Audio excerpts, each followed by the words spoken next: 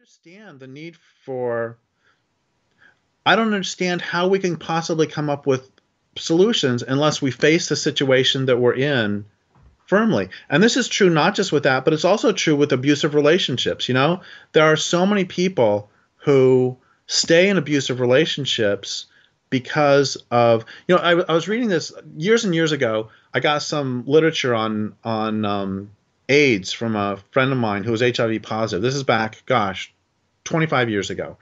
And one of the sentences from the literature he sent me just blew me away, which is eliminate false hope. And I love that line.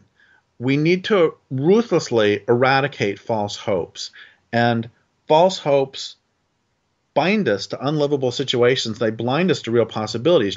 One of the reasons that my mother stayed with my father, he's extremely violent. My brother has epilepsy from blows to the head. He broke my sister's arm. He beat my mom. He beat my other sister. He raped my mother, my sister, and me. And one of the reasons my mother stayed with him was because there weren't any battered women's shelters in the 50s and 60s. So her options were extremely limited. Yeah. Another reason she stayed with him is because of the false hope that he would change.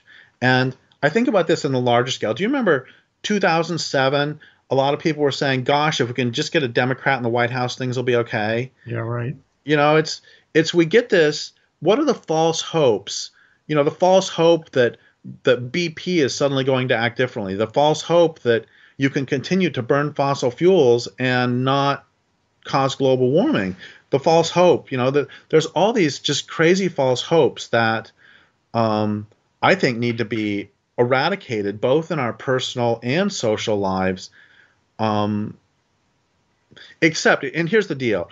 I want to say this, but I have a caveat like I usually do, which is, I used to teach at the prison, and I think that if someone honest to goodness is a prisoner, then there is a reason for false hope. If you are in a situation that you are in some ways powerless, I think that there can be coping mechanisms that may be necessary to help you survive in that situation. But if you're not actually powerless, if you can actually leave, then I think you need to get rid of the false hopes.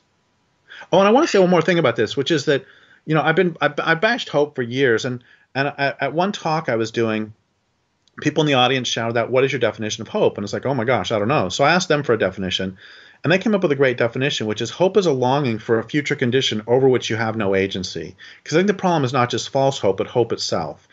Hope is a longing for a future condition over which you have no agency.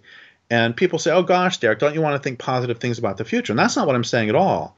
What I'm saying is figure out where you do and don't have agency.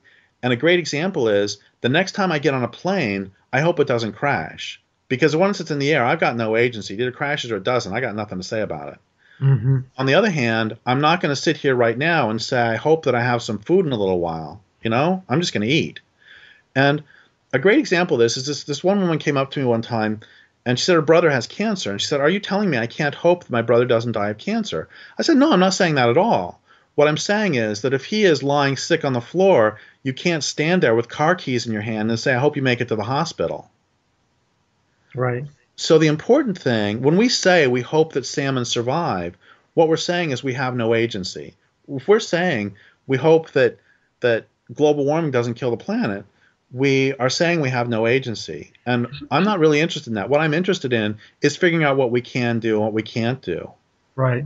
It seems to me that hope also strongly implies that someone else is going to do something, but it's not going to be me. Exactly. Yeah. And